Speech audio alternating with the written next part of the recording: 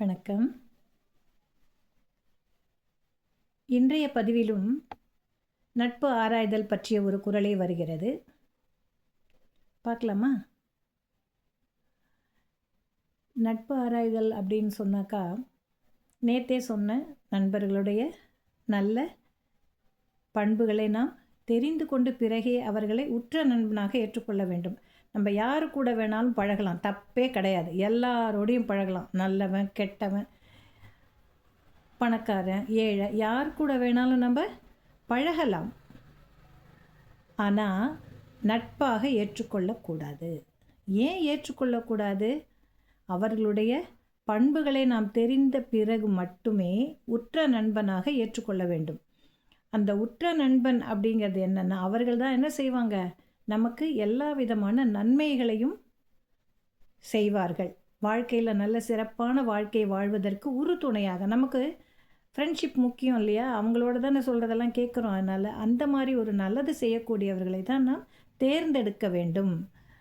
அதுதான் இப்போது ரொம்ப முக்கியமாக கருதப்படுகிறது. இந்த குறள் என்னன்னு பார்க்கலாம். கேட்டினும் உண்டு ஓர் உறுதி, கிளைஞரை நீட்டி அளப்பதோர்கோல். கேட்டினும் உண்டு ஓர் உறுதி, கிளைஞரை நீட்டி அளப்பதோர்கோல். ஆராயாமல் ஒருத்தன்ட்ட நம்ம ஃப்ரெண்ட்ஷிப் வச்சுக்கிட்டோன்னு சொல்லுங்கள். வச்சுக்கிட்டோம், நம்மளுக்கு தெரியல, அந்த பையனுடைய குணங்கள் தெரியல, இல்லை பெண்ணுடைய குணங்கள் தெரியவில்லை. நம்ம என்ன பண்ணுறோம், அவங்களோட நட்பாக உறவாடுகிறோம். அவர்களை மிகச்சிறந்த நட்பராக நாம் ஏற்றுக்கொள்கிறோம். அவங்களோட இருக்கோன்னா ஏதாவது ஒரு இடத்துல போய் நம்ம மாட்டிக்குவோம். அவன் செய்யக்கூடிய தீய செயல்களை நம்ம கூடவே தானே இருப்போம். நம்ம போய் அவர்களோட மாட்டிக்குவோம். அப்போ நமக்கு என்ன கிடைக்கும்? துன்பம் தான் கிடைக்கும். ஒரு தீய பழக்கங்களை உடைய நண்பனை நாம் ஏற்றுக்கொண்டால் அந்த நட்பு நம்மளை சும்மா இருக்க விடாது. அவனே என்ன தப்பு பண்ணாலும் நாம் அந்த தப்பை செய்யலைன்னா கூட என்ன பண்ணுவோம், அவனுக்கு கூட போவோம் இல்லையா? இந்த கூட போகிறதுங்கிறது நட்போட ஒரு இலக்கணமாகவே இருக்குது. அவனை விட்டு விலக மாட்டோம். அப்போ அப்படி போகும்பொழுது அவனுக்கு ஏதாவது ஒரு கெடுதல் வந்தால் என்ன பண்ணுவோம், நமக்கும் அது பாதிக்கும். நமக்கும் அதனால் பாதிப்பு கண்டிப்பாக ஏற்படும்.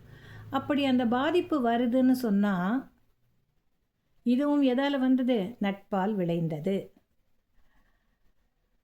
அந்த துன்பம் வரும்பொழுது தான் நண்பருடைய உண்மையான சுயரூபம் நமக்கு தெரிய வருகிறது.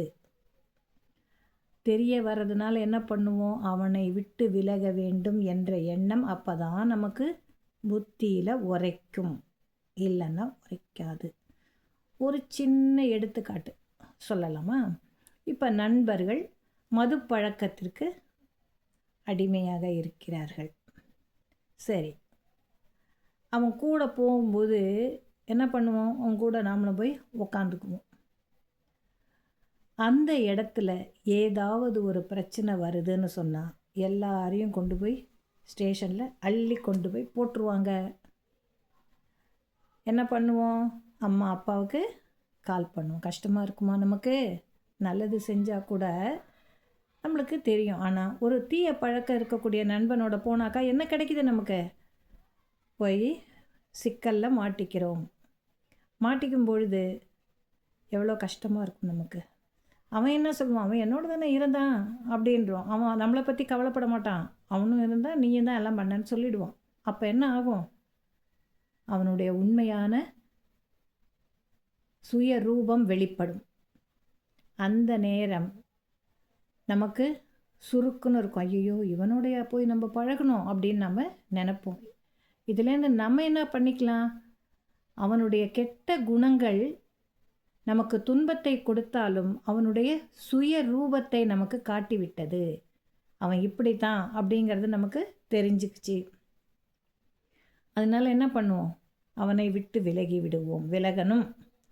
அவனுடைய தீய பழக்கங்கள் கூட நமக்கு துன்பத்தை கொடுத்தாலும் அவனுடைய உண்மையான தன்மையை அறிவதற்கு உரிய அளவுகோல் போல பயன்படுகிறது. ஆக நட்பை நாம் ஆராய்ந்து தான் ஏற்படுத்தி கொள்ள வேண்டும். தீய நட்பாக இருந்தால் குட்டுப்பட்ட அப்புறம்தான் நமக்கு தெரியுதுன்னா குறைஞ்சபட்சம் அப்போயாவது நம்ம என்ன செய்யணும்? விலகணும். அப்போ அந்த குட்டுப்படுறதுக்கு என்ன காரணம்? அவனுடைய தீய பழக்கம்.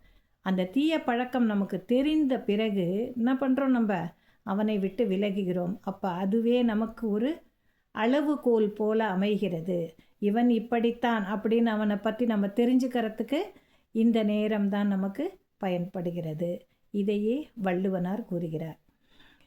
நட்பால் நமக்கு துன்பமே வந்தாலும் அது நல்லது தான். ஏன்னா அந்த துன்பமே அந்த நண்பரை பற்றி நாம் அறிந்து கொள்ளுவதற்கு உதவுகிறது. நாளை சந்திக்கலாம்.